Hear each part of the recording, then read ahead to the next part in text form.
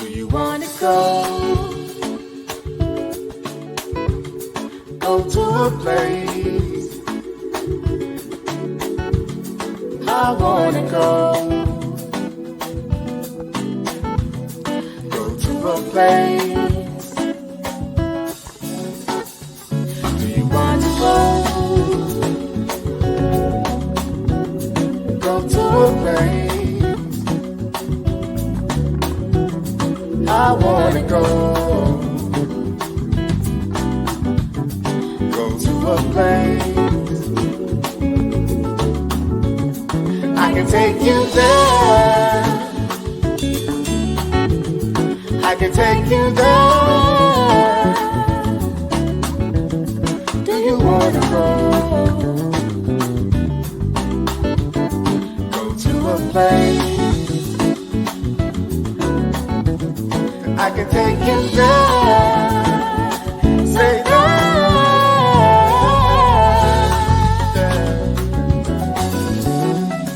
do you want to go to a place? Search far and wide by your side, far and wide by your side. Search far and wide. Share that perspective with you.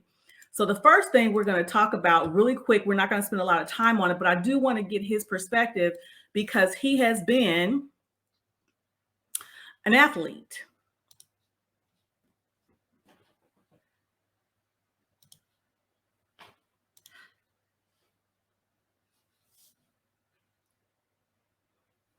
Okay. So you all see this here. So I'm going to read part of the article, and I wanted to get Mr. Randolph's perspective on it really quickly, and then we're going to get into some of the other juicy stuff. Okay, so we're talking about the situation the shooting that happened at the University of Virginia, and these are the three young men that lost their lives. I'm going to read part of the article here. This is the man that is accused of the shooting. Okay. I'm going to scroll down because there's a part of this interview, let's see. And I'll put the article in the description. Let's go here to right here. A prosecutor said at Jones's arraignment this week that a witness on the bus told investigators that Jones appeared to be aiming at certain people, but what, if anything, would lead him to target Devin Chandler, Levon Davis, and Deshaun Perry remains murky. Ryan Lynch, a University of Virginia student who witnessed the shooting, said she was told by the others on the bus that Jones said something to the effect, you guys are always messing with me before he opened fire. Okay. So I'm going to skip that. I'm going to go further down here. I'm going to go further down when it says, I don't think Chris ever knew or played with any of them, Alonzo said. He was only there for a few months. And it says a man who opened the door at Jones's mother's house this week and identified himself as Jones's 19-year-old brother said Jones had long been picked on, starting in high school and extending to college. It followed him. But the 19-year-old would not say who Jones claimed had harassed him, nor offer any details of details on what the harassment entailed. He claimed his brother was at a breaking point. Okay, so the reason why I want to bring this up really quickly is because I'm gonna share something else with you all really quick. You see this handsome dude right here? Where is it? Let me get it. Just hold on a minute. You see this handsome guy right here? That's him. That's him. So, honey, you were a football player in high school and college, right? Right. So they're talking about where this young man is concerned, there may have been some bullying going on with respect to football players. What, if anything, do you know of that type of um, interaction or anything like that when it comes to athletes? Is there any hazing, bullying, or anything like that that goes on?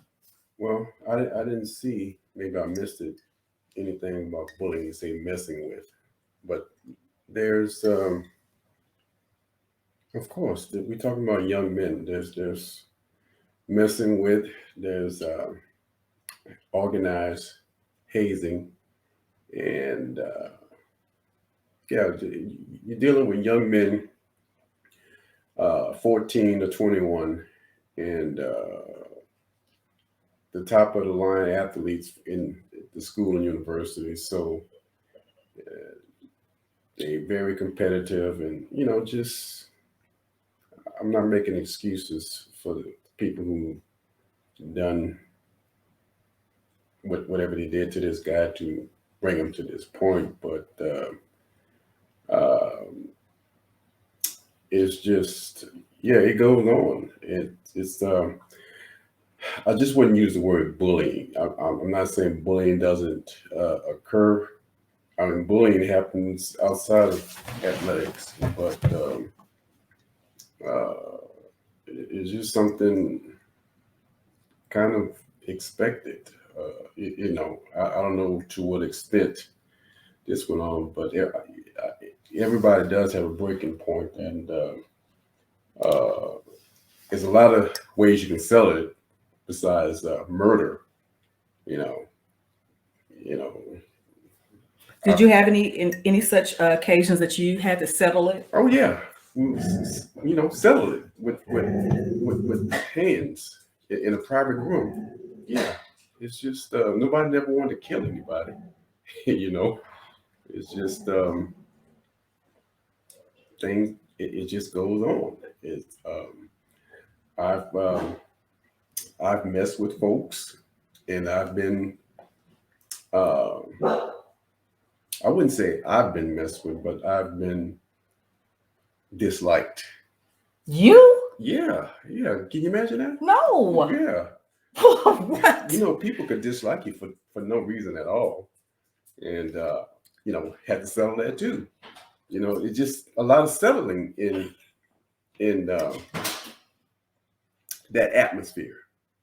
Mm-hmm. There's a lot of settling, but nobody wants to murder anybody. I think it's unfortunate because what we found, and again, that leads us to the next story that I want to share really quickly.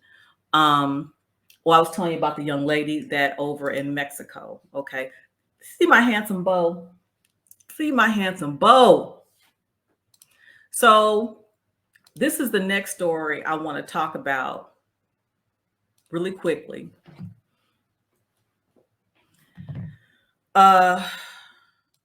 This young lady, Shanquilla Robinson, dad says Cabo death is no accident, claims attack was a setup.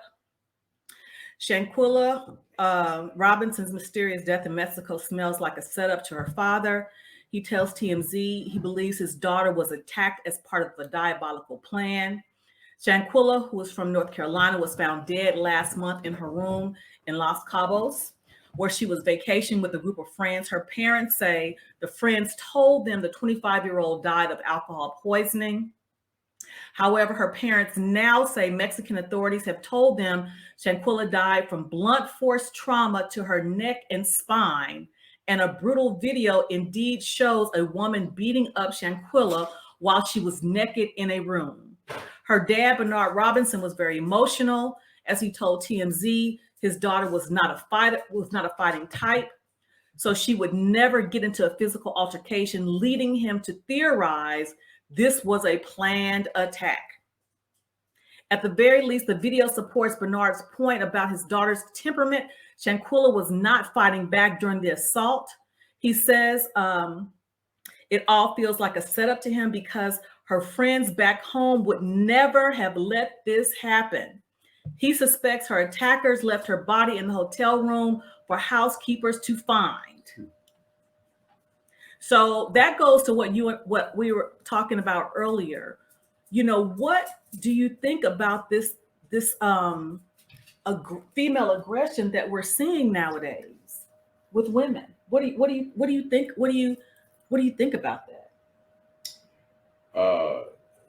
It's something I hadn't seen until recently, the past few years, and I think I know men and women have, this competitiveness, and like I was telling you yesterday, I don't like women in a boxing ring. I don't like them doing wrestling and martial art. Women are not they're not built for this type of aggression. Sorry, I just I know people may want to see it, and I think even on a professional level, women's boxing, mixed martial arts, and all of this stuff that normally would be done by men, all of this aggressive fighting. And not only that, they want to be filmed, they want it actually videoed, and it's just I don't understand it. I don't understand. You just don't see women as wanting to be a killer, unless it's on as a defensive posture or measure. Not to.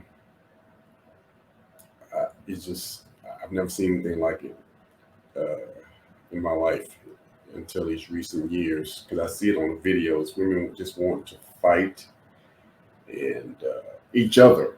Yes. For trivial reasons. It's just women not wanting, have no desire to be ladies. They want to be aggressive,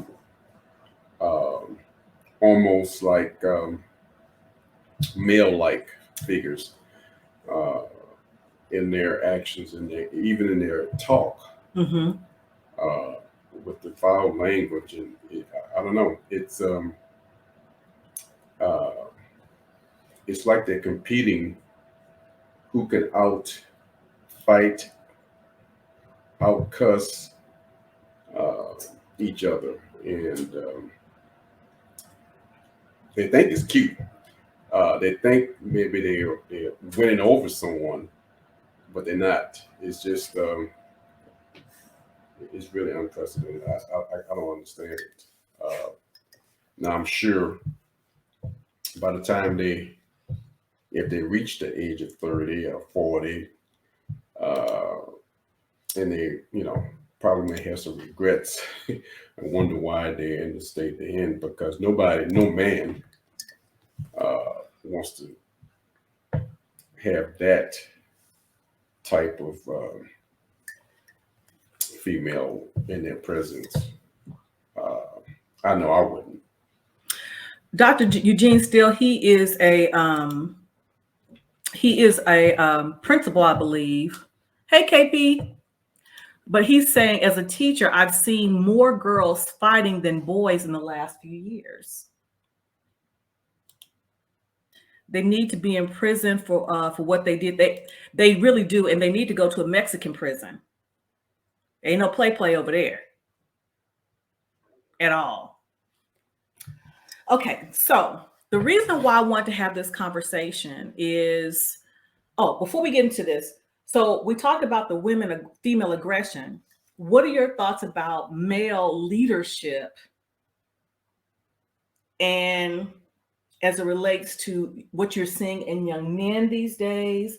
Do you think, we're seeing that women are becoming more masculine, or have become more masculine? What do you think as it relates to men and their role as it relates to them being leaders or trying to lead these women that are more masculine than many of them? Well, you talk about as far as the females. Yeah. Um, um, I think a man role is to lead, and I think whether it's a male or female, if they see how the male is treating the mother or the wife or whomever, I think they could, depending on whether they what they're seeing is negative or positive, can have a major effect. So if what they're seeing is positive, that can go along with. But if what they see is negative from that father or male figure that's in the home, uh, that can go south also, or go the other way. So we as men, whether we know it or not, children are watching, the teenagers are watching, not only watching but hearing the interaction between the mother and the father, whether they are married or not. They see the interaction, and sometimes that young lady or young man uh, could see that as how things are supposed to be because of what they've seen or because of what they uh, uh, experienced growing up around that environment. Okay, Kim Green is asking a question. She said, "My son wants to live with his father. What's your perspective on that?" How old is your son, if I may ask? But I'm assuming she's asking you as a dad. Oh, yeah, I think that's a good idea, especially if he wants to. Yeah, I think that's a great idea because no matter how good of a mother you are, he's not going to get what he needs from you. Everything he needs from you, he needs to. Only a man could teach a boy or a young man how to be a man. I think you should let him go. If not to stay, even for an extended stay, but yeah, that's a good thing that he wants to go, and if that's feasible, that's I think that should go forward. She said he's 13. Oh my goodness, yeah, especially yeah, yeah, yeah. Because right now you don't want to know some of the things he's going through right now. Kim, I'm gonna tell you, one of my good girlfriends, I remember when her son was about, maybe he was a little bit younger than your son's age. And she told me that her son wanted to go live with his dad, and it was difficult for her at first, but she let him go. And he went to live with his father up until he graduated from high school. And, she saw her son every weekend. They had a really good co-parenting relationship, but just like my husband is saying, even though she was a good mother and is a good mother, she knew that there were some things that she couldn't teach him. So she let him live with his father. And I think what's interesting and what we need to be mindful of as women, I know a lot of times we can say, my baby, my baby, my baby, and it's hard, but it's just not our baby. God gave him to both of us. And even though it was a little different situation with my daughter, but when she wanted to go live with her father, I let her go. It was hard. And I felt, I'm not going to lie and say there was part of me felt like I failed, but I had to get over myself. I'm like, why should I feel that I failed? He's her parent too. So definitely with a young boy, I think so. Let me see here. Mr. Dunbar is saying here, I'm 52 and I know brothers that are in their 40s. This to me is the last generation of masculine men. I agree with you. 40 and up. Um, and I don't know what the reason for that. I know without a shadow of a doubt, I grew up in a masculine household with a masculine father. So and a masculine grandfather and uncles. So it was, I learned it from them, and so it was pretty natural seeing and hearing that again from a father, grandfather, and uncles. They were around me. Uh, wasn't any place for me to go with the masculinity role. Do you think it's because there's so many women that are raising these boys? It could be a factor. It could be. I wouldn't say it's that in totality because you know, boys have, you know, things that girls don't have. So, but if they're in an environment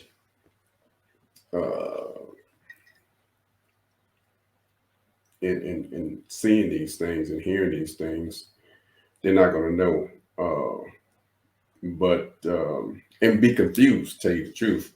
So uh, uh, unless they're in that environment, a male environment, at some point, you just won't know how to act or know what to uh, do or say. So yeah, but I have no knowledge of what that is because I didn't have that experience. Me and my brother. Yeah. KP from KC is saying, whenever I hear that question, I think of Trey from Boys in the Hood and the opposite of Ricky in the movie. I'm not sure. I remember, no, it's Trey Cuba Gooding Jr.'s character. I'm not sure. Okay, so we're about to get into the real stuff here, and I have some notes, and Mr. Randolph is not prepared. He does not know what I've written down because I have some questions. And the reason why I want to do this because several people have said that they would like to hear some conversation about dating after 30. Oh, Lord. LGBT. Yeah. The alphabet community for sure. Okay. So before we get into this, this is where I've prepared some notes because, you know, your auntie, she will forget. Okay. Trey went to live with his father. Like she asked, okay, Ricky and Doughboy didn't have a father and they died. Okay. Trey went to live with his father. Okay. And I think, again, we have to remember that they, you know, we brought him in this world with two people. So it's not a slight on us that they want to live with the other parent. Again, you know, when I was about my daughter's age, I wanted to go live with my father. And my mom said no initially. And because she said no, I rebelled. So it came to a point that she said, you know, you get her before I kill her, basically. So when my daughter got to a point when she wanted to go live with her father, I let her go.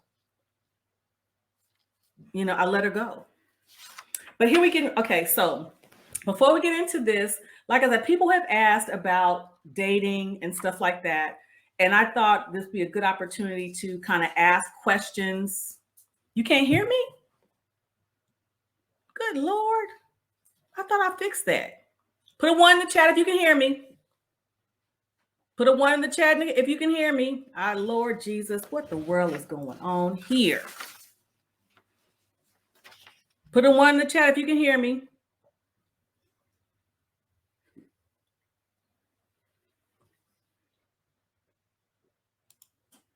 Okay, you can hear. Okay, great. Okay, so what do I think of Mr. Randolph?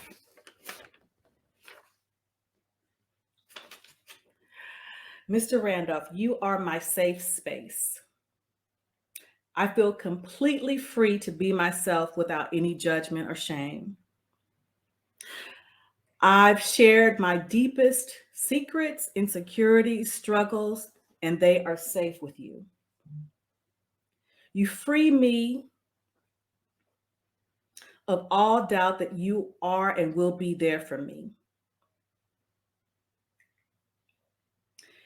Your gentle but firm leadership inspires me and reassures me that you have my and our best interest at heart. You are a sounding board for my fears, ideas, and ever-changing mind. You provide a unique perspective to my desire to retire, as well as my new ventures, but value my point of view enough to allow me to make the best decision for those ventures or projects, and step in only to course correct when things go off the rails. You are my best friend, and I thank God for you every day. Honey, that's wonderful. I thank God for you every day too. So I know they can't hear me, but that's just I talk. I can't talk. I'll bring it a little closer. Yeah, that's good. That's very good. So the reason I want to start it off like that is because I think it's very important that when we think about relationships, men and women, that's what we want. I think in this space, we talk about a lot of things that I think are very superficial in nature. But, my mom once said that a loving relationship is hard work, but it should never be hard. And I didn't know what that meant for a long period of time. And I halfway kind of listened to her, not because, like I shared with you, part of me was thinking, well, my mom's not married. So, how can she really tell me? But I understand now, because what that meant is that to have a long lasting and loving relationship means that it requires hard work on both parties, but it should never be hard to love someone. It should never be hard to love someone. And it is easy to love him because he allows me to be me. I'm on a PC. I'm on a PC. I'm on a PC. So when we think about dating, when you were back in dating, when you were okay, need to go to input, raise the mic volume level. Okay. She had audio problems. Okay. So when you were dating, when you were back out on the market, what were you looking for before we met? I was looking, of course, for someone I was attracted to. Number one, not in that order, but we are visual. Number two, I was hoping that that someone would be a woman of integrity, a godly woman. So with that, I think everything else would fall in place, and that's pretty much it. Um, um, So what did you encounter though? Okay, so with that, we talked, okay, so it kind of goes back to the aggression. What did you encounter from many of the women that you came across? Because I did talk about the fact that when we're older, I don't think we have as many opportunities to meet people. mhm. So that is one of the reasons that I think in our case that the online dating was a better option for us, because being that you were a truck driver, we didn't go to the same church. We probably wouldn't have, we didn't shop at the same stores. We probably wouldn't have met. Mhm. So what were you encountering in your endeavors? Well, I wasn't dating much, but the few encounters, well, maybe few to me, may not be few to others, but the few encounters that I did have, I think the most negative, in which I was surprised at, because I had an age range at that time. I think it was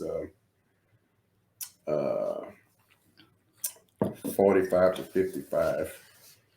And so I was surprised at of the how can I put this? Out of the forwardness, the aggressive nature of most, and I just wasn't. I wasn't interested in that. I wasn't interested in that at all, and a lot of them, and most of them were ready.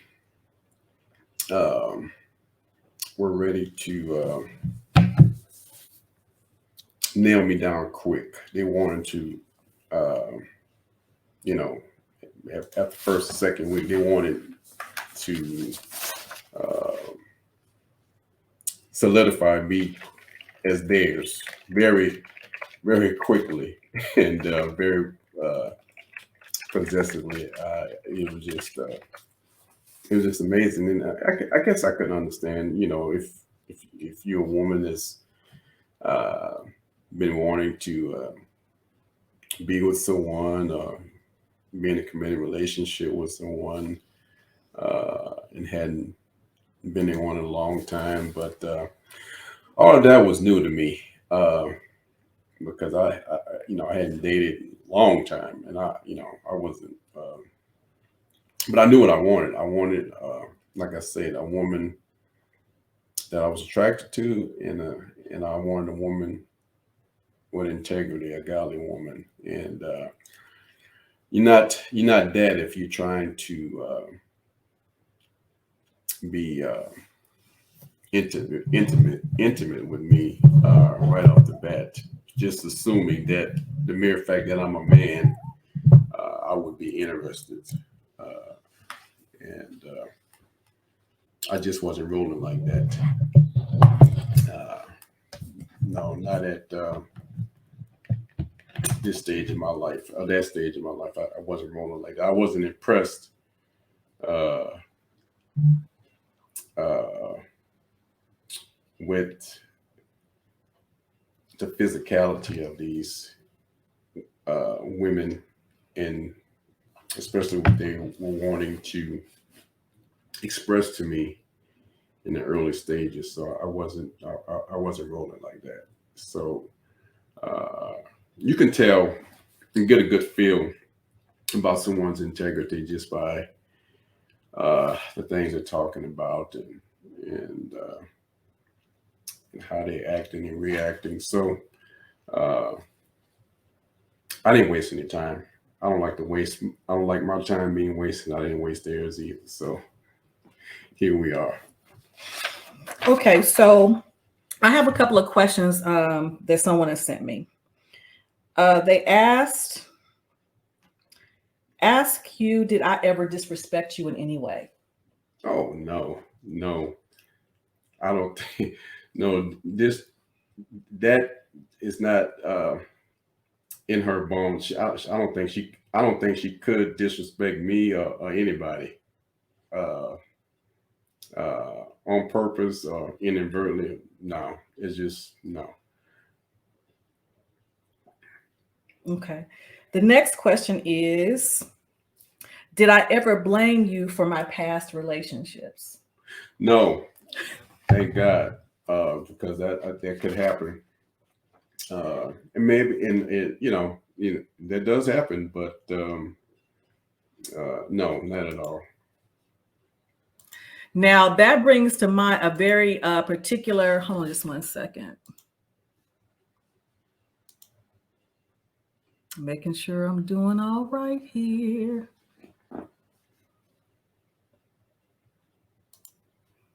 I got it all the way up.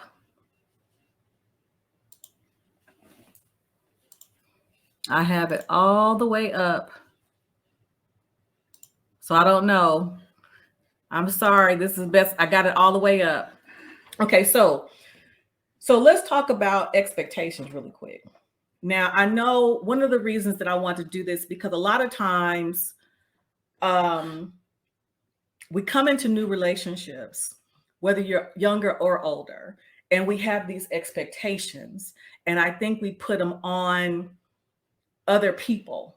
So when we started dating, and I think we put the expectations on too soon. So when we started dating, did you think, or did I communicate any expectations to you that you thought were unreasonable at that time? Not at all. Not at all.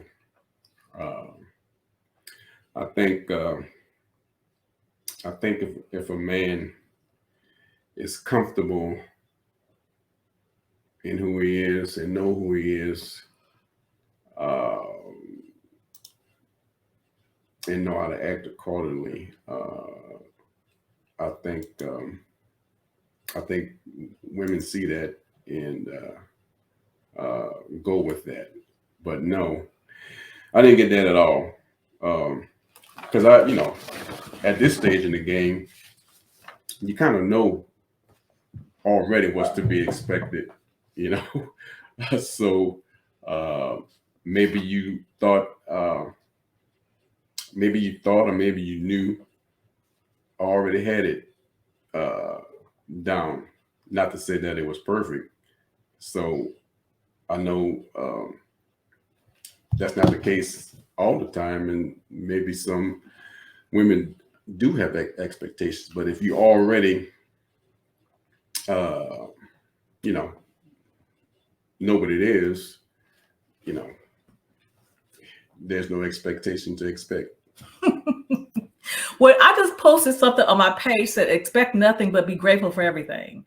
And I think it's important, especially as you're getting to know each other, because again, even though we were in our 50s, and the longer that we both have been, single, we have a certain mindset and a way of doing things. But I think we both came to the table willing to learn each other and be patient with one another. What are your thoughts? I'm sorry, I was reading. Oh, okay. Yeah,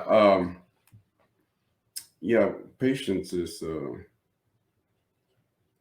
key, especially when you're trying to get to know someone. Um, so because you're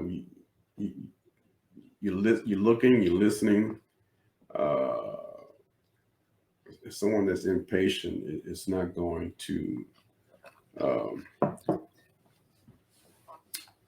fare very well in any type of relationship, even on the job. But yeah, I've never had a problem with that, being patient. So it's just something that's very important, especially for a man. Okay, I get another question. It says, ask, were you patient? Please hit the like button. Please hit the like button. Welcome to the channel. Please hit the like button and share the content. Okay, I have another question. Ask him if I was patient with you. Well, yeah. Because I don't know. I guess we had a good chemistry from the outset. I think now that I think about it, I think one of the things you hadn't experienced is like right now. I take a while to get things out.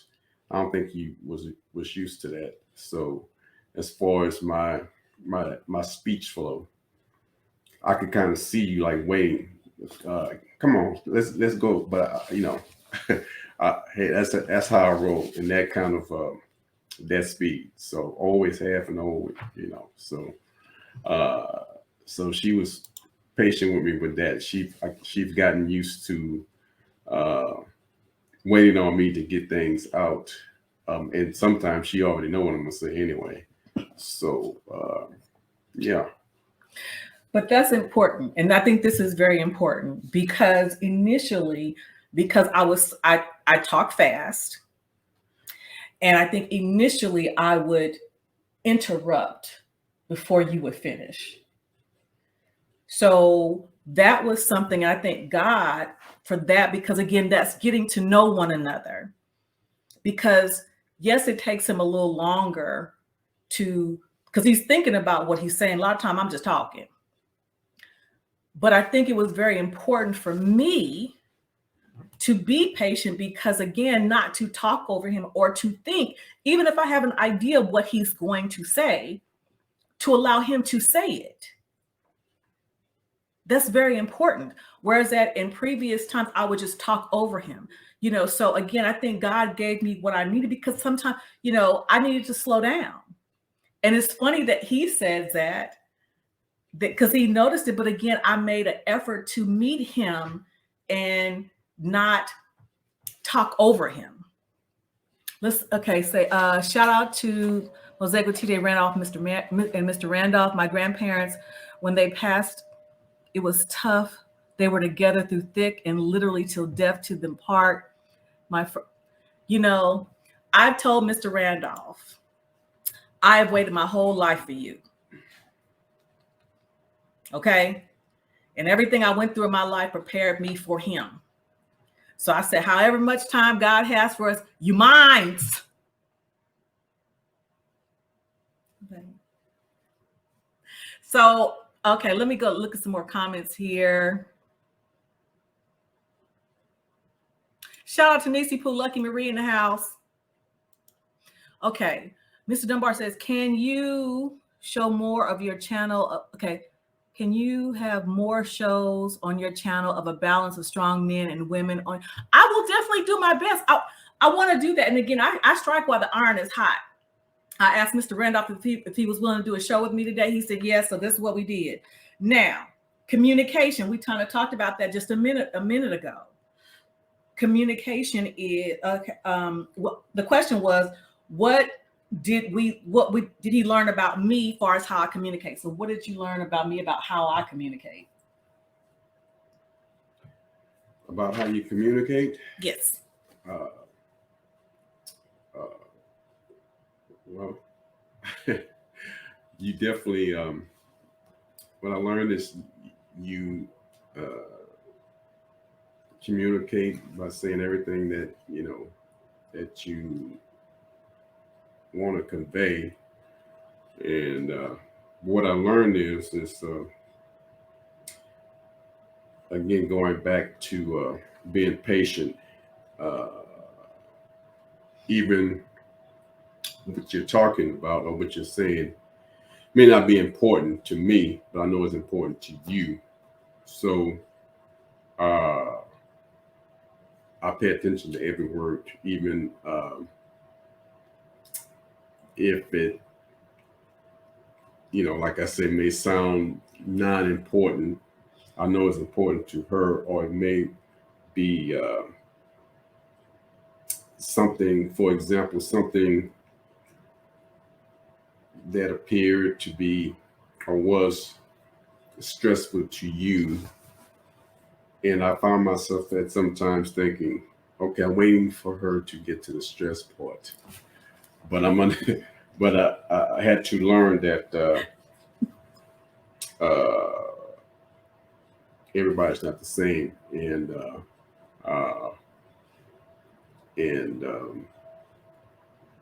I thought to myself, well, this is her way of communicating her level of tolerance. It's way different from mine.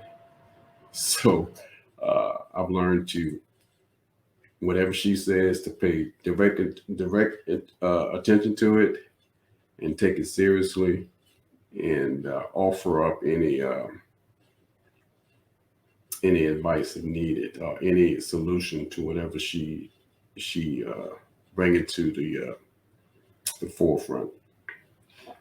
Now you said something very key. You said offer advice if needed. Right. And you also said that even though it may not be important to you, you still listen, you offer advice if needed, but you don't make me feel, even though I'm very sensitive and I'm dramatic and I'm over emotional, you don't dismiss that. Right. Even though tempted to, yeah.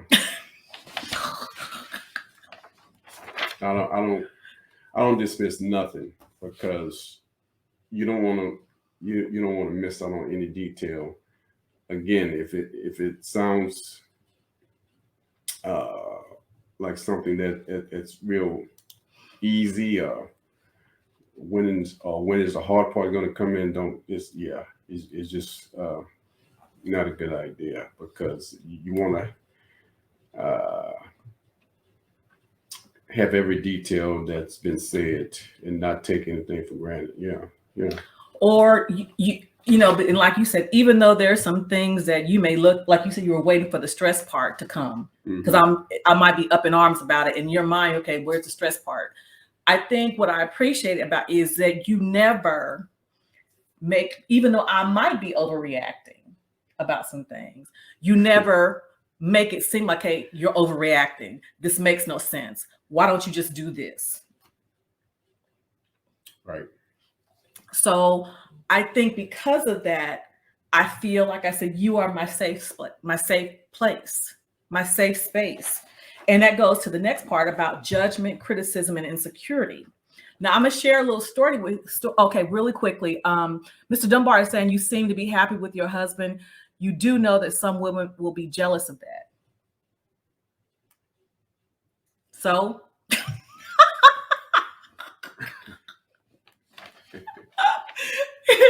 because I waited my whole life for this man. And see, I'm trying to put y'all on game so y'all don't have to wait as long as me. Okay? I'm trying to put you on game. Okay, so I'm gonna share a little story with you guys really quickly. And this is very important because this is when me and Mr. Randolph were getting to know one another. And we all bring our unique and hopefully our authentic selves. And we all have some securities in some shape, form, or fashion. And when you're getting to know someone and you're trying to decide, should I tell them certain things? You don't know how they're going to respond. So I'm talking to him about that situation with Michael. So I explained to Mr. Randolph when I had that relationship that ended violently. It was about 1.5 years before I met him. And I think it was one day I called him. Thank you for the super chat. I called him because I was at the gym and this person came in and I was hyperventilating. And I called him and I was just nervous. I was scared. And I got home and I called him and we talked about it. And I kind of shared with him a little bit more detail about what had happened. And he got a little bit quiet. I don't know if you remember this. You got a little bit quiet and you didn't say anything to me right then. But the next time we had a conversation, you said, well, I'm just a bit surprised that you would, knowing you the way I know you, I'm just surprised that you would be in a position like that or a situation like that. You remember that? Mm-hmm. And it made me feel I was insecure about it anyway. But when he said that, I felt that much more insecure because I already felt stupid about being 50 years old and not paying attention to the signs and being in an abusive relationship. But when he said that, it made me think that he was questioning whether or not I was a good enough woman for him. What are your thoughts about that? You remember that? Mm-hmm. You care to elaborate on what prompted that you to say that, or what were you thinking at that time?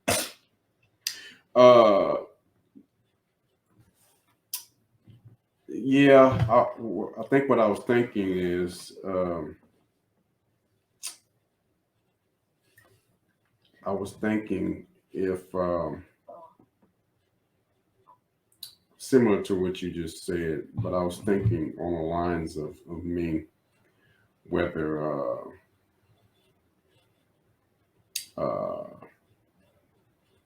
I was the guy for you, or maybe I was thinking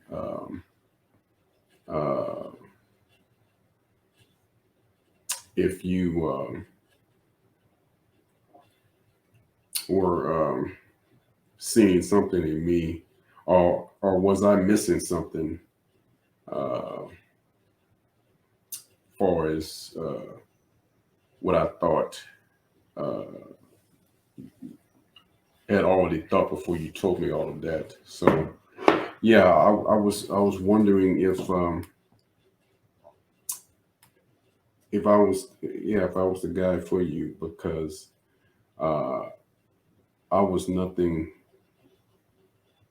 like with your experience. So I was wondering if you um, knew how to make good choices, and if not, uh, I was wondering if I was a good choice or not, since you had made a bad choice before. Uh, yeah, that was my main thought. Wondering if I was a good choice if you chose me after that. That was my main thought.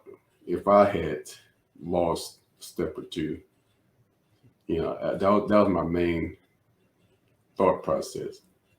I thought if she chose that and she chose me, maybe I'm not all what I think I am. So, Really?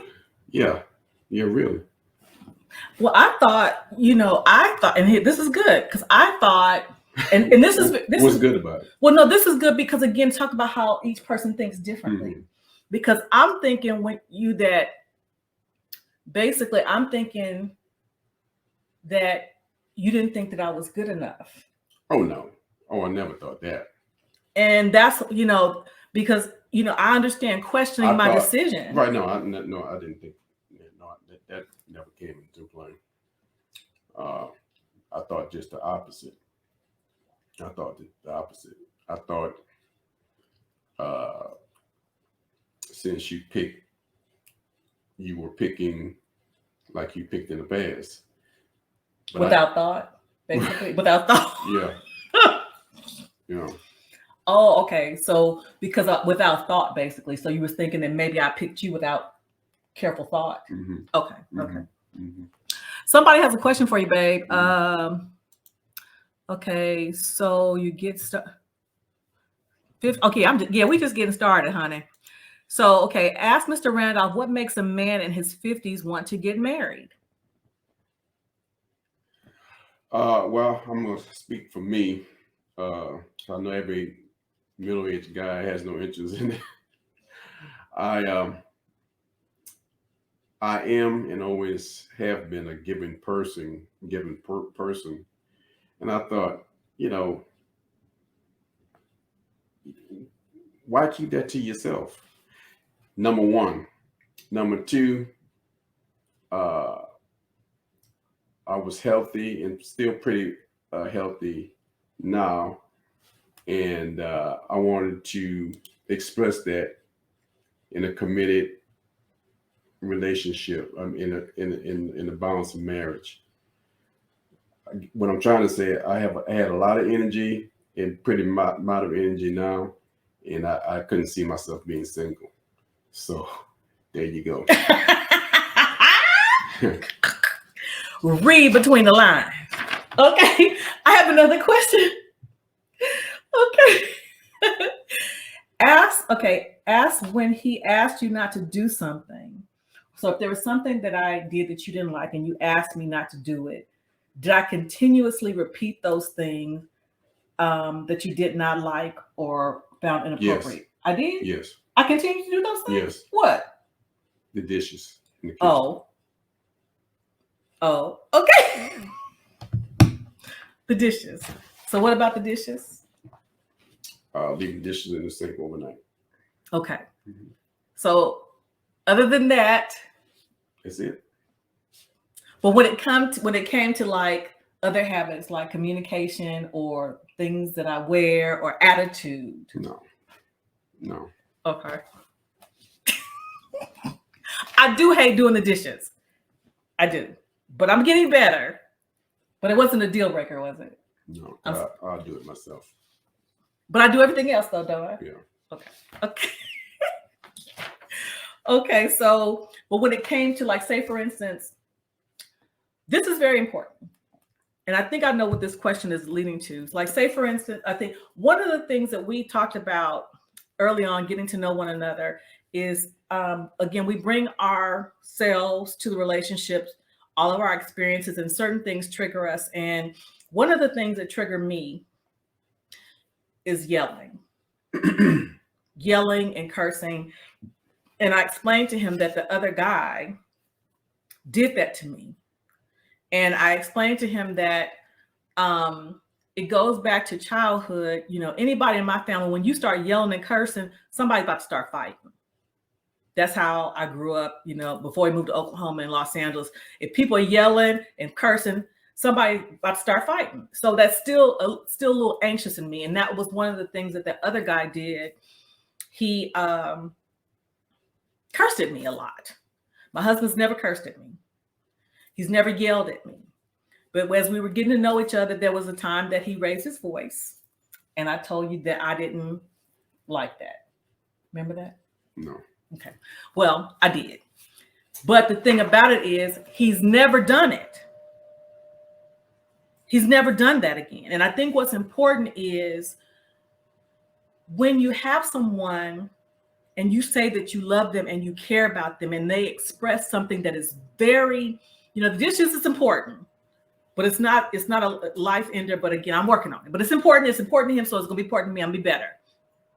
But if it's something like that, and you say, or say for instance, I curse at you, and you say, I don't like when you curse at me, and I keep cursing at you, that is not respect, right? Correct. And if that person cares about what you know, like he's just said, when we were talking, there might be some things that he don't think is important, but he knows it's important to me, and he treats it as such. He does not minimize it. There are certain things that are important to him. I don't minimize it. Apparently, I minimize the dishes, but I'm working on it. But I'm talking about the core things. Again, it goes back to early on. He told me the things that he wanted from me or from a relationship, and I endeavor to do those things on a daily basis. I'm still working on the dishes, leaving them overnight. Okay, so, but I think that's what this question is here. Am I right? If I'm trying to be manipulative or something like that, and you say, I don't like when you act this way, or I don't like when you do this, and I continue to do it, and then I make excuses for it. What would you do if someone did something that is a really serious deal breaker for you and they keep doing it? What would you do? Would you, you know, and they say they love you? Well, if you're talking about in a marriage situation, already married, what I do, I would adjust, because if I don't adjust, I think that would only elevate things and lead to a breakup. So I would adjust, be patient, get used to it, cope with it, deal with it, and you know, just adjust my thinking, because if you know the person is not going to change their behavior, and you want to see, I don't think every situation is a breakup offense. Some things you can live with, some things you can't. I guess I'm just more tolerable. So I would adjust to the behavior. Not, I don't know if that's the same as participating in it or ignoring it or acting like it doesn't exist. But I would have some serious discussions about it, because mature, reasonable adults should be able to have reasonable discussion about subjects and come to some agreement. And I think when you present the truth, it's hard to get away from that. And I believe in absolute truth. So if I'm going to go to court I'm going to go to court with the objective of presenting a case that's going to win. If not, I'm not even going to go show up. So if I'm going to have a talk about this type of behavior, I'm going to present a case that's based on facts and truth. And that's going to be hard for her to escape if she's a reasonable person. It's hard to escape reason and truth when you're dealing with bad behavior or unreasonable behavior. Okay, there's a clarification too. The person is asking, would you deal with disrespect and change the behavior? So, examples, hanging up and lying continuously. What if they don't communicate, they hang up on you and not listen? Now, we're not talking about marriage. This person's talking about in the getting to know you, dating phase and all that kind of stuff. Oh, that's easy. I'm out. And this is important because, again, it goes back to what I said, what my mom said. A loving, lasting, productive relationship is hard work, but it should not be hard to love someone. If someone is lying continuously, hanging up on you continuously, being disrespectful, cursing you out, this is not marriage material. And please do not think once you marry them, that behavior is going to change. Thoughts? You're right. Because I guarantee, like Mr. Randolph said, there are certain things that are not, breakup. It doesn't require a breakup. But I guarantee you, if I was cursing at him, hanging up on him, all those kinds of things, I wouldn't be this. Anything else to say on that? She's right. Okay, so going back to the judgment, criticism, insecurity, I think it's important. It kind of goes back to communication also. When you tell your partner whatever concerns you have, and I think it's incumbent upon them to take note of those and make adjustments as necessary, like Mr. Randolph said. Also, there must be reciprocity. It's just one of the things that I value about my husband is that, again, particularly as we were getting to know each other, we both had missteps, but when we shared our concerns, we worked diligently to course correct. And one thing I really appreciate about my husband, he was never too proud to admit he was wrong. Never too proud to say, well, I misunderstood. And never, say, well, it's you. He never did that. You got anything to say about that? Yeah. I think that's part of being a real man. Because I never want to be ignorant of any subject matter. I don't want to be, wrong. And if I discover that I am wrong and want to continue in that would be quite foolish and prideful. I don't care who tells me I'm wrong. If I'm wrong, I'm wrong. I don't care if it's a 5-year-old or 55-year-old. I like to do what's right, know what's right, and we as human beings don't always get that right. And I think I was talking to you about this a couple of weeks ago as it pertains to men and women of authority, politicians, judges. I said to you, and I asked you, why is it so difficult once a person discover or even know going in that they're wrong to turn back from it? Why would you want to continue to go left when you should be going right? Just to save face, just to not let it be known that you were wrong. I can't get that concept. I want to be right.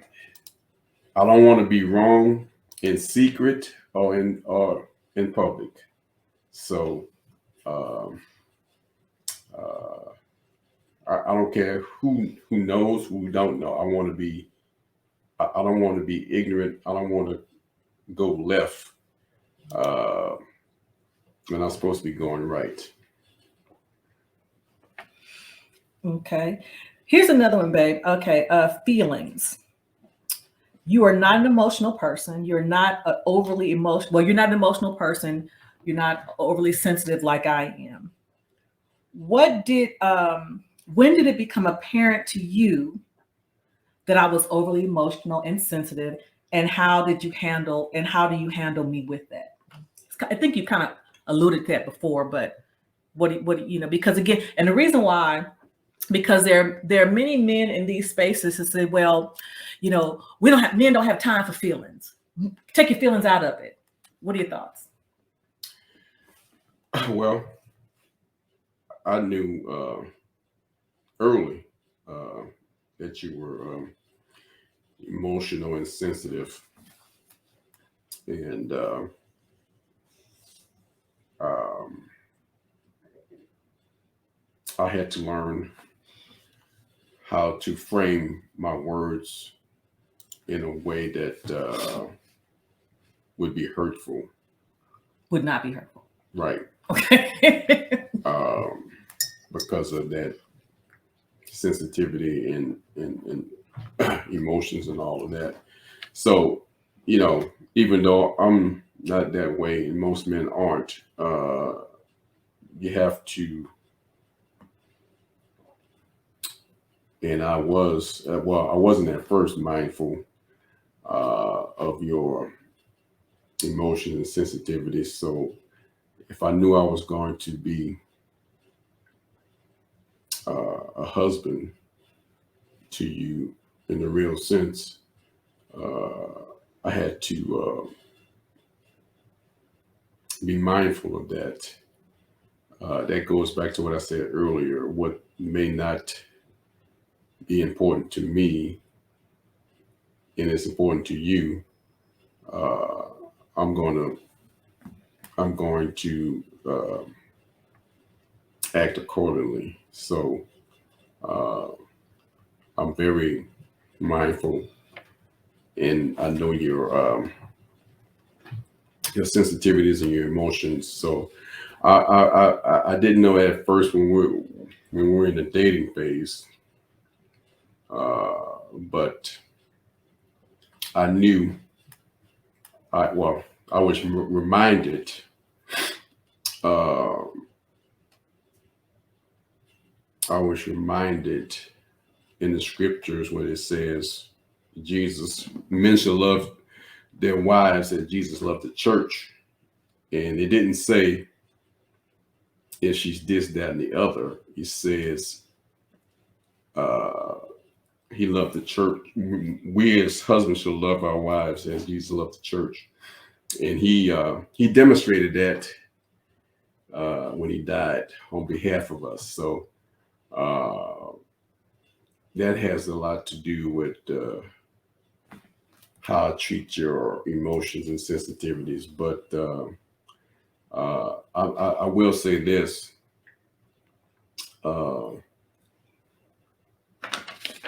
Your emotions are very strong, and I've gotten to, and that's gotten to me, gotten to me when you're distressed about something, or when somebody else distresses you. That it makes me very uptight. So if somebody else makes you angry, this is what I told her. I told her I was going to protect her, be a protector from domestic and foreign. Domestic being myself, and foreign being anybody outside of this house. So I'm not going to do or say anything that could hurt her physically or emotionally. And I pity anybody who does it to her.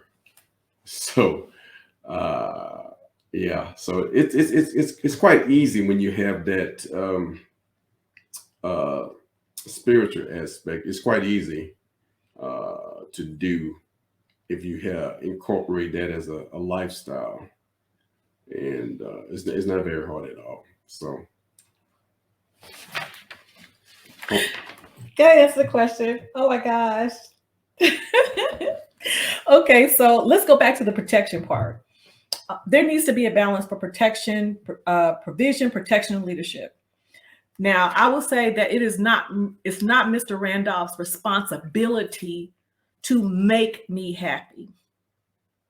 Like I shared with you all before, I was on my journey to become a better person for me before I met him. And because I was on that journey, it made me more receptive to him as a good person. But when you are with someone, and correct me if I'm wrong, sweetheart, it's not their responsibility to make you happy, but they can definitely either add to your joy or subtract from it. Your thoughts? yeah,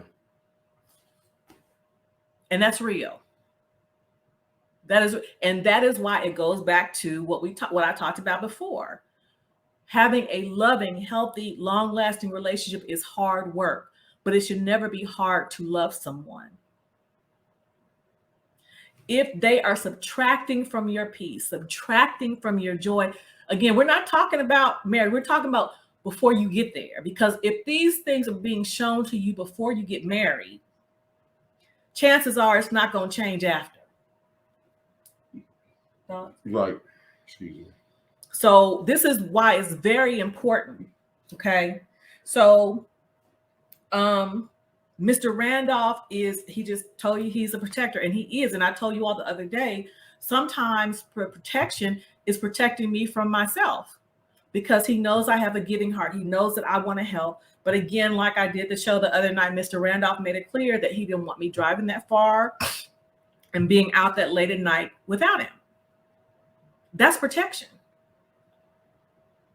because he has my best interest at heart. So guess what? Roger that, sir. I'm not doing it. Somebody asked a question earlier about your thoughts about submission. What about it? As far as man and woman. Oh, well, what I think about it is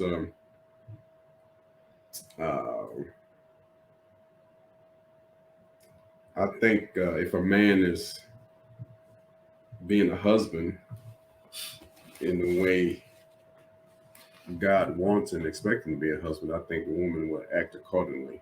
Mm-hmm. And it shouldn't be a problem. Matter of fact, she's gonna want to.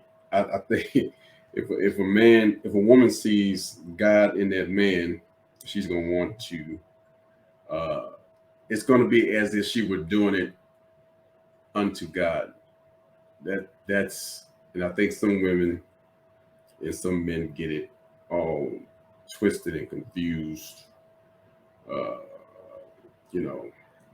Because some men take that and want to be a task master. that wasn't what it was. That's for. No. And that's my thoughts on it. Okay, so to that point, so again, in these spaces, I'm hearing a lot of conversations, and men say, there are some men that say, well, the woman just needs to get on your program, on the man's program, and if she's questioning you about your plans, she's not on your program. What are your thoughts? Well, the man is the leader and supposed to be the leader, and if I'm not leading or he's not leading, that's gonna be a problem. Why would anybody want to follow someone that's not a leader? But I do understand, even if the man is a leader, and I'm talking a biblical worldview, a godly leader, it shouldn't be any problem for that woman if she's a godly woman, for her to want to follow that program. So that's my thoughts, and that's the way I see it. It shouldn't be any problem if we're talking about two godly people, individuals. It shouldn't be if everybody is are in their role. It shouldn't be a problem. But if things are not, if things are out of whack, unbalanced, let's say she's a godly woman and he's not. It's going to be a problem, and not to say that the problem can't be irreversible, but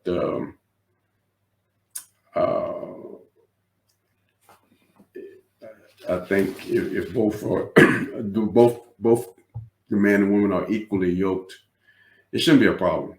But I do know all marriages, and even ours, is not perfect. I think that's where the communication in discussion comes in. Like she said, we don't argue, or maybe she didn't say there's no loud raising of voices, because all of that is not communicating. That's just noise. So I don't know if I answered the question or not, but that's the way I view the submission thing. Like I said, some men take it overboard. They take it as being a taskmaster. They use that as being authoritative. Like, don't ask me no questions. I don't have to prove anything to her. I don't have to exert my authority. She knows my authority, and my authority comes from God. And if I am a godly man, I'm going to act accordingly, and that's not a task. That's not being a taskmaster. God,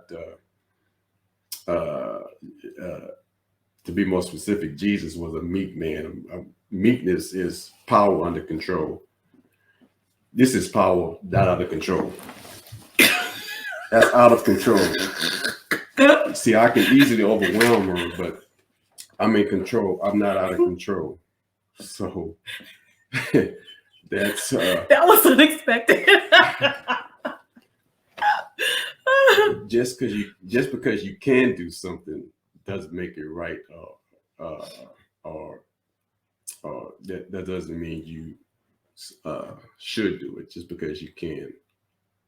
So with that in mind, you are the leader of this household. I'm following your leadership. If you say, Terry, the next year we're going to move to wherever, but you say we're going to move to wherever, would you consider me pushing back? And I said, well, baby, what are your plan to get us there? Would you consider that pushback, or just asking for clarification? No. Yeah. I would think,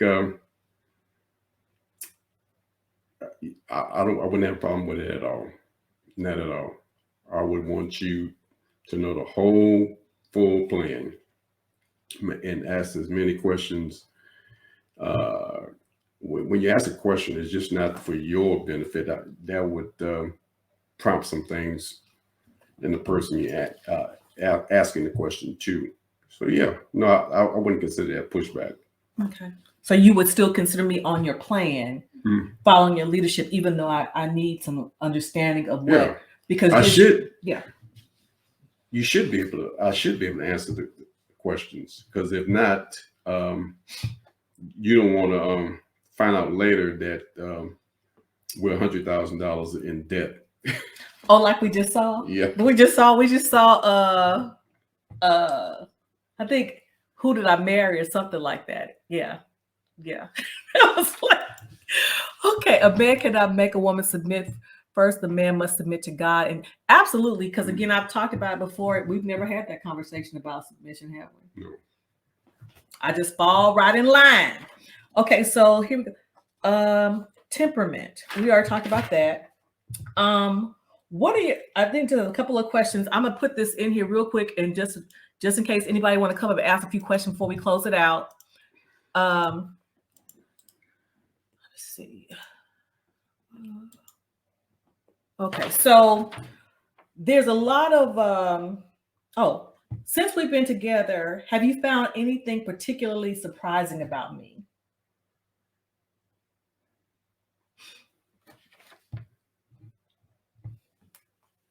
No, I don't think so. No. Okay. Me University says, question, y'all. Young folks is living like they married nowadays, but not.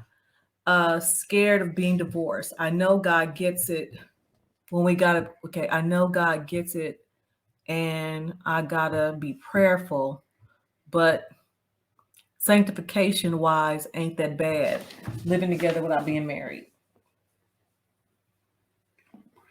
Well, I think it just said it. It's not what I think or what I feel. It's what God says on the matter.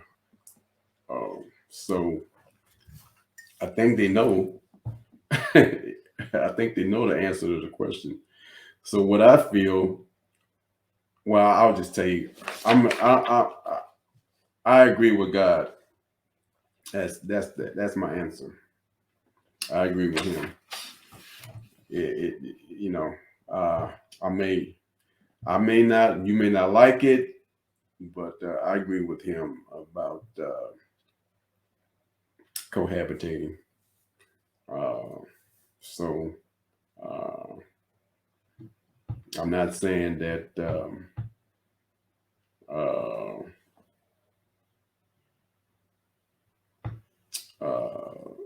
that I'll just put it like this. I understand,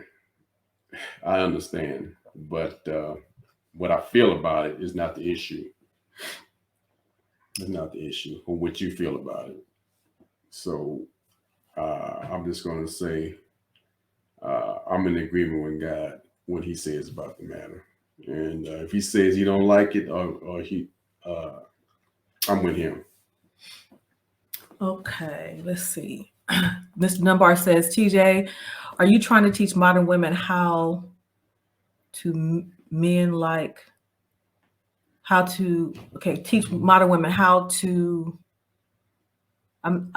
meet a man like Mr. Randolph?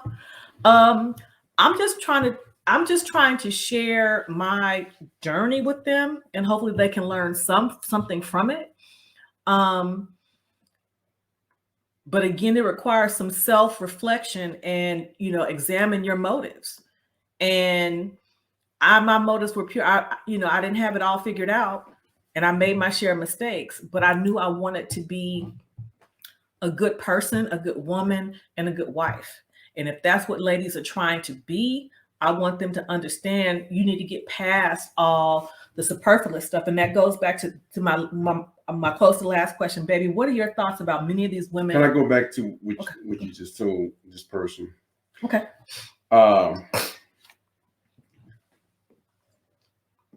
As it pertains to what you're doing, I don't think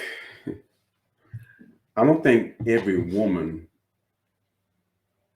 wants to be in a committed relationship, whether it be committed to a person or married. I believe there's a segment of women that's okay with just having fun. I know that for a fact. Even older women, 50 and up, they have no interest.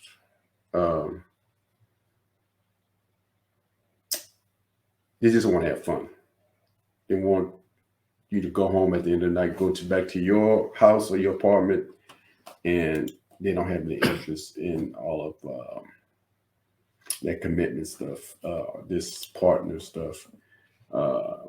Now, it could be that's what they convinced themselves of because Yeah. they haven't done the things that would warrant a committed relationship. They might have convinced themselves, well, it hasn't happened now, so I might as well go for second best. Just, I'm just going to have fun. Just like Cyndi Lauper said, girls just want to have fun. But I think she may have been conveying about in that young, Back in the 80s, yeah. young, youthful days. Yeah, back in our 80s. Mm-hmm.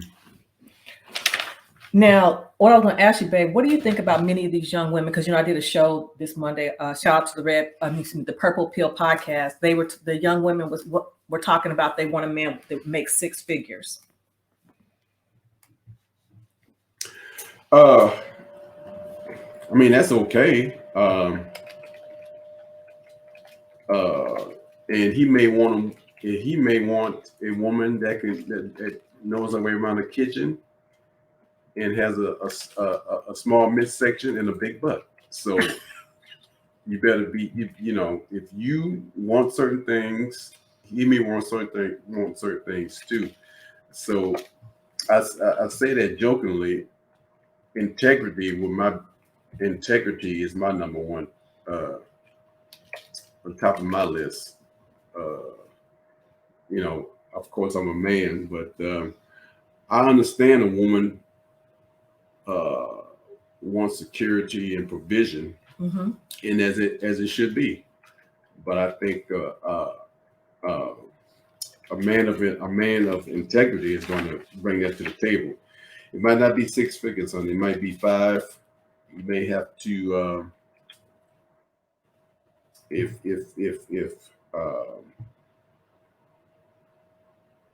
if we're talking about in a marriage situation, if your motive for marriage is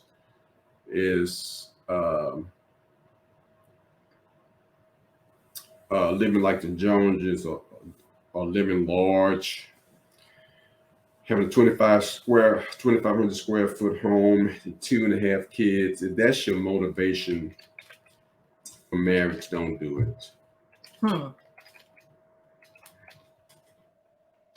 I can't be more clear than that. If that's your motivation for marriage, if you're not willing to get rid of the pronouns me, myself, and I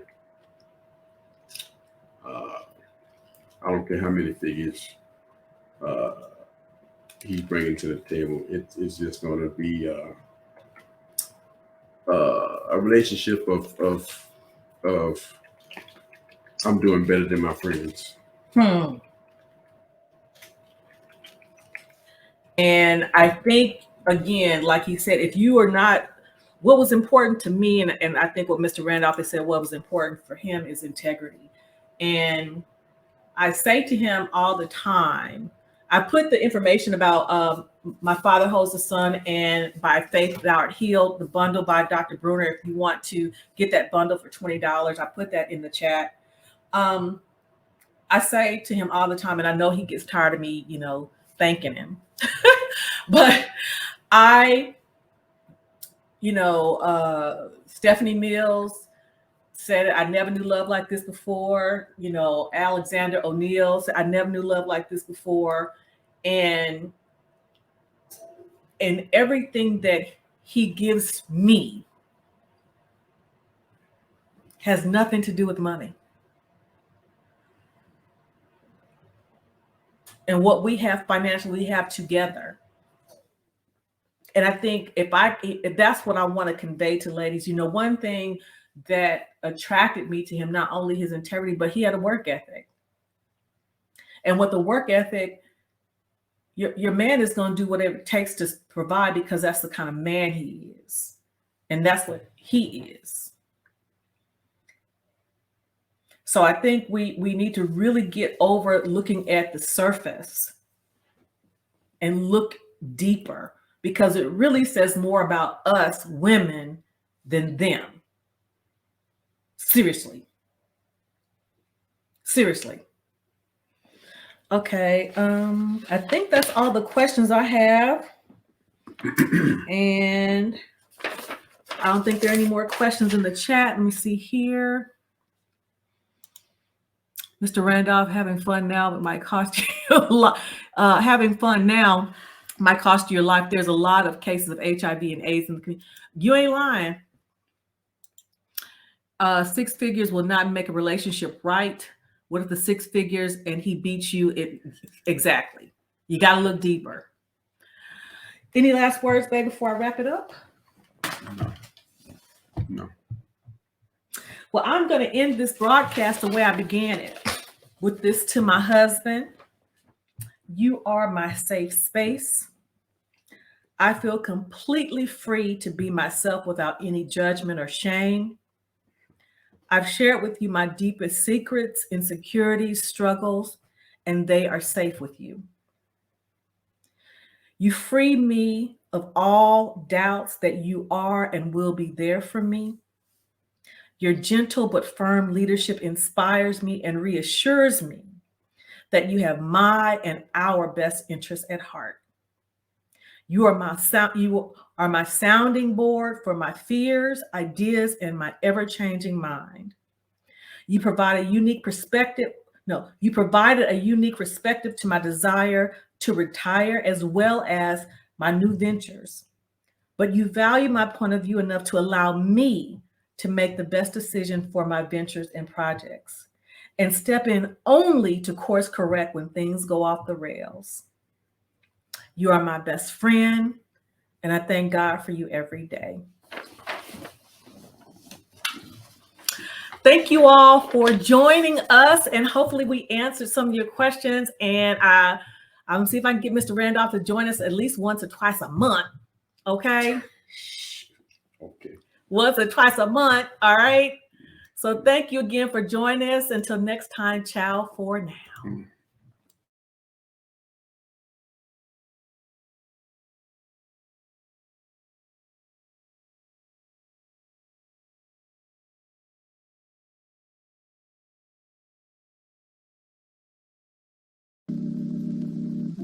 Said I got a story to tell. You don't hear me. Said I got a story about a girl. Yeah.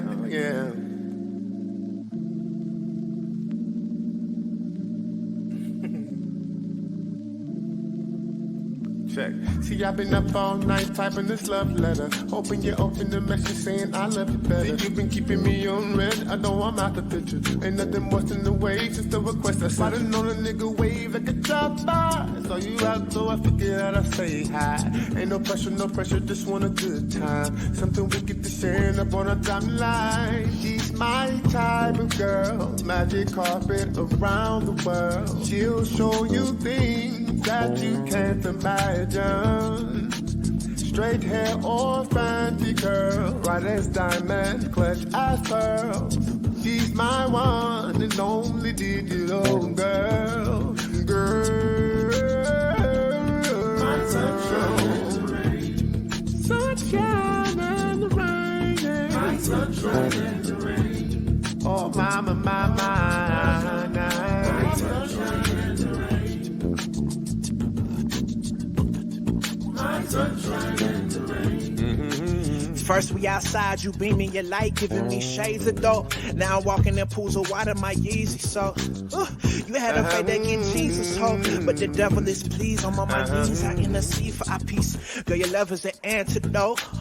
Body like a goddess, your beauty on displays in the finest museums. You shining like discos, but who knew that through the fire all the grow this froze? Unwrap your envelope, baby, let's disclose. I don't beat around bushes, no babe, I don't tiptoes. Not a ballerina, but I see balances drop jaws from your spoken words that rain dancing in tip jars. I applaud you, but these problems we face feeling so colossal. You push shovels of dirt, digging on my fossils. Every hurt I try and fix, you say I scarred you. I've dropped dimes before, don't tell me that they lost lost you. It's two sides to every coin, and every road's gonna have its thorns. I'm clenching these stems, my palms bleed. Maybe your rain can rinse these stains from these leaves, cause I still need my touch right in the rain.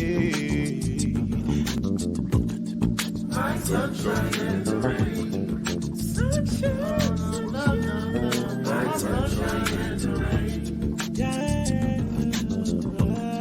My touch right in the rain.